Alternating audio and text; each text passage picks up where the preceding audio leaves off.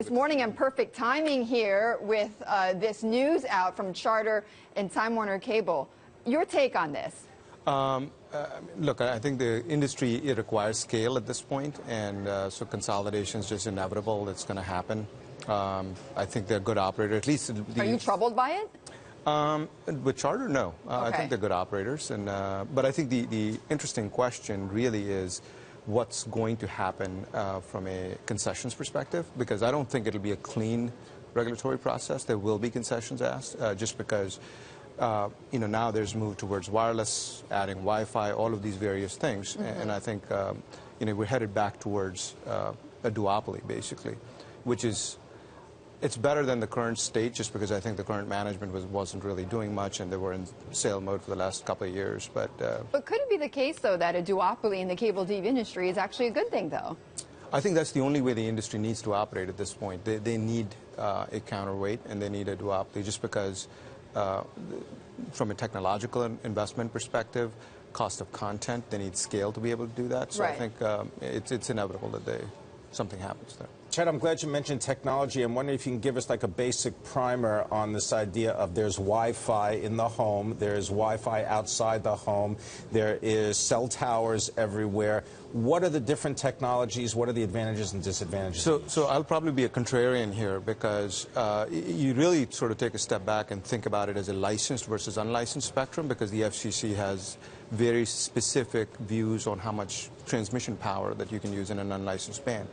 And if anybody keeps saying that Wi-Fi is going to be this panacea of connectivity outside the home, I think they're either spinning a story or not really having thought through. Shoot it down. Explain to people what that means. Yeah. So the way Wi-Fi works, or wireless technologies work, there is a requirement for how much power you're going to pump through the air. And in certain bands, in order to manage congestion, you reduce the power levels, and you manage that, and the FCC regulates all that stuff.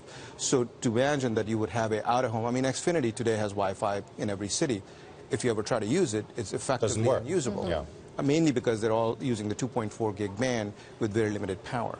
And as you move up to even the 5 gig band, or if the FCC's plans for the 3.5 block come through, as long as there is restricted power, because the consumers have access to that as well at home, the experience is going to be just terrible. Other things like hops, transitions, none of those things have been worked out yet. And I think on the other hand, you're looking at cellular providers that have significant spectrum challenges on their own, right? And then pretty much everything leading up to the 2.5 gig block is taken over at this point.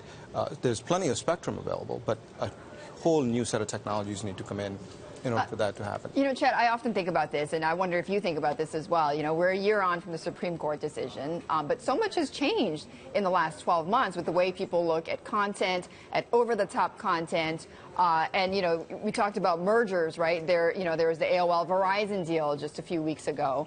I just wonder, given the sort of more acceptance of piecemeal content and a la carte content, whether you think you might actually have had more of a fighting chance this year for Aereo than you would have last year.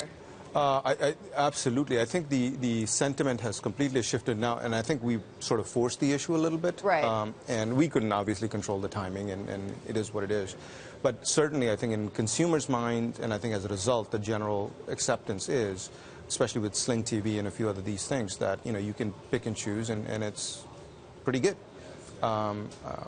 So yeah, I do think that the outcome would have been, and I think time has sort of this annealing property, right? So if you're out there more and the world hasn't ended, which was sort of the argument against us, like if these guys are around, the industry is going to evaporate, and broadcasters are going to leave the broadcasting business, which frankly might have been okay, just because the spectrum is better used in mobile technologies anyways. Right.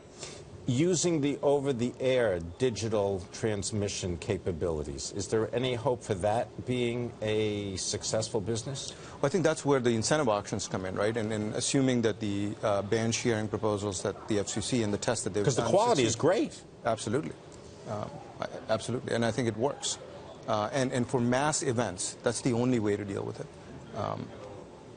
Chet, on the let's switch topics for a moment, because we mentioned Rand Paul and his sort of single-man blockage of the renewal of the Patriot Act. I'm just curious from a tech point of view, right, from telecoms and other providers, other tech providers, the fact that this is being wrestled in Congress, and this idea of privacy and the bulk collection of data. How is that going to affect, how does that affect sort of, what these telecom providers do right now with this data? As I get a little older, I think I'm turning more libertarian in my views, but it's not just this. I think it's a huge infringement on personal privacy that there's bulk data being collected. At least this is a personal view of mine. And there has to be a better way. Tech companies are more than capable of collecting things when necessary, when it's warranted. And I think there's proposals now extending that into Internet of Things and all of these various things. But what's the alternative? I think there is a certain level of risk that we are all prepared to take. And the question then becomes, at what point do you have liberty, and where can you balance those things out? I think bulk data collection is just terrible. It's just wrong. And I think it's just wrong, and the public didn't know about it. I think we have a system in which you can go to a judge, get a warrant, and if you have probable cause, the judge is likely going to, and I think the FISA courts never denied a warrant at this point. And that's a good model. That works. There are checks and balances. This whole idea that Congress should just roll in and overregulate everything and dictate, and it's not just Congress, it's international treaties that come in as well. So some guy in the EU is deciding what you can and can't do.